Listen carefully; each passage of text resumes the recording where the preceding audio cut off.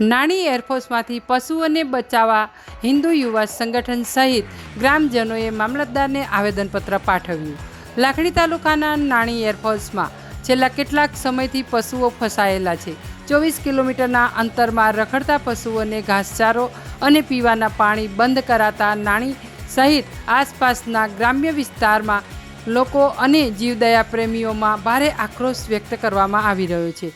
જેમાં ખાસ કરીને થોડા દિવસો બાદ વડાપ્રધાન શ્રી નરેન્દ્રભાઈ મોદી નાણી એરફોર્સમાં આવવાના હોય એરફોર્સ ઓથોરિટી દ્વારા એરફોર્સમાં પીવાના પાણી અને ઘાસચારાની વ્યવસ્થા બંધ કરાતા ફસાયેલા પશુઓ ટપોટપ મોતને ભેટી રહ્યા છે. જ્યારે ખાસ કરીને નીલગાય અને દેશી ગાયોને દોડાવીને ગેટની બહાર સુધી લાવવામાં આવે છે. બાદમાં વધુ પ્રમાણમાં પાણી પી જતા રોજબરોજ નીલગાયોના મોત નીપજતા અરેરાટી પ્રસરી જવા પામી રહી છે. જે મૃત્યુ પામેલા પશુઓ આજે પણ નાણી તળાવની આસપાસ મૃતદેહ નજરે પડી રહ્યા છે. જ્યારે મરેલા પશુઓને લઈને નાણી સહિત આસપાસના ગ્રામ્ય વિસ્તારોમાં રોગચાળો ફાટી નીકળવાની શક્યતા સ્થાનિકો દ્વારા વ્યક્ત કરવામાં આવી રહી છે. ત્યારે તાજેતરમાં પશુઓને પીવાનું પાણી કે ઘાસચારાની વ્યવસ્થા ઊભી ન કરાતા આજરોજ હિન્દુ યુવા સંગઠનના સ્થાપક નીતિનભાઈ સોની સહિત જાણીતા એડવોકેટ અને જીવદયા પ્રેમી હિનાબેન ઠક્કર, મહાકાલ સેનાના હોદ્દેદારો, ડીસા શહેરમાંથી જીવદયા પ્રેમીઓ અને નાણી ગામ સહિત આસપાસના ગ્રામ્ય વિસ્તારના લોકો મોટી સંખ્યામાં એકત્રિત થયા હતા અને લાખણી મામલતદારને ઘટના સ્થળે બોલાવી જીવદયા પ્રેમીઓ દ્વારા આવેદનપત્ર પાઠવ્યું હતું અને 24 કલાકમાં પશુઓને બચાવવા માટે આગળ આવ્યા સરકારને વિનંતી કરવામાં આવી હતી. અને જો 24 કલાકમાં નાણી એરફોર્સમાં પશુઓ માટે ઘાસચારો અને પીવાના પાણીની કાયમી વ્યવસ્થા ઊભી કરવામાં નહીં આવે તો આવતીકાલે સોમવારથી નાણી એરફોર્સની બહાર જીવદયા પ્રેમીઓ અને જીવદયા પ્રેમીઓ દ્વારા ઉગ્ર આંદોલન કરવાની ચીમકી ઉચ્ચારી હતી. સાથે જે પણ પરિસ્થિતિનું નિર્માણ થશે તેની જવાબદારી સરકારની રહેશે. Bureau report, street news, Banaskantha. જે અમે ઘણા ગામ લોકો, ગૌભક્તો બધા સાથે મળીને નાણી એરફોર્સની મુલાકાતે આવ્યા છીએ અને મુલાકાતે આવતા જોવા મળ્યું છે અને જાણવા પણ મળ્યું છે કે છેલ્લા 20 દિવસથી નાણી એરફોર્સની અંદર જે જીવો પોષણ કરી રહ્યા હતા એ લોકોને ઘાસચારો અને પાણીની વ્યવસ્થા આપવામાં આવતી નથી અને તંત્રમાં આ બાબતે રજૂઆત કરવામાં આવી તો તંત્ર એવું કહે છે કે અંદર ઘાસચારો પાણીની વ્યવસ્થા છે, પણ અંદર જે કામ કરે છે એ લોકોથી અંગત માહિતી મેળવતા આવી કોઈ વ્યવસ્થા નથી. અને એનાથી વધારે તો એરફોર્સવાળાને જે પ્રાણીઓ બહાર કાઢવા માટેની જે સુવિધા સરકાર તરફથી કહેવામાં આવ્યું છે કે તમે એને પાંજરામાં પકડી અને એની યોગ્ય જગ્યાએ નિકાલ કરો, પણ એ એમને મહેનત ન કરવી પડે એટલે એના માટે એમને મંદિર બાજુની જે જાળી આવી છે એ તોડી નાખી છે અને એમાંથી રોજ ચડી અને ઉપર ચડી અને ગામમાં પ્રવેશી અને પાણી પીવા દોડે અને મરી જાય એ રીતેનું આખું પ્રી પ્લાનેડ એરફોર્સવાળાએ પ્લાનિંગ કર્યું છે અને કોન્સ્પિરસી બધા ભેગા મળી કરી અને આવા અબોલ પશુઓને ઘાસચારા અને પાણી વગર મારી નાખ્યા છે.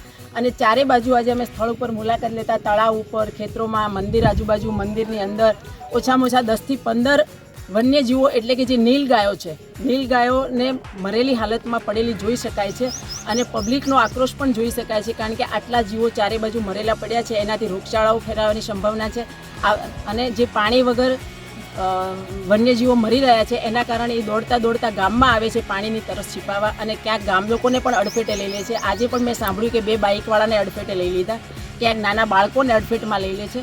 તો બધી રીતે આ તકલીફ ગામ લોકોને થઈ રહી છે અને વધુમાં તો જે વન્યજીવો છે એને ઘાસચારા અને પાણી વગર એરફોર્સવાળા મારી રહ્યા છે અને એ જોતાં આ જે જીવો મર્યા છે એના માટે તંત્રનું ધ્યાન દોરવામાં આવ્યું છે અને તંત્રને અમારી રજૂઆત છે ગામ વતી મારી કે આ જે ગુનો જાણી જોઈને વન્યજીવોને મારવાનો કર્યો છે એમાં IPC 429ની FIR દાખલ કરવી જોઈએ અને એરફોર્સવાળા સામે સખતમાં સખત કાર્યવાહી થવી જોઈએ.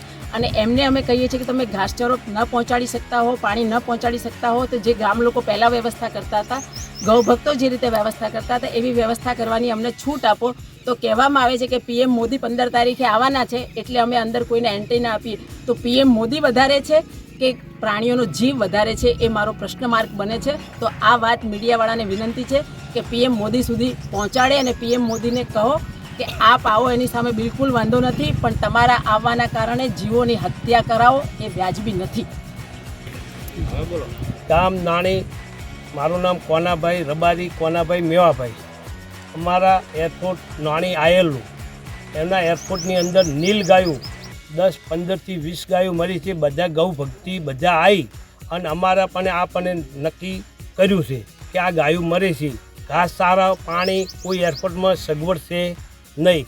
મોદી સાહેબ આવવા માટે કરીને અમને બધા લોકોને બધાને કરી દીધા છે બંધ, એટલે કોઈ પાણી કે ખોરાકની કોઈ સગવડ આપવા જતા નથી.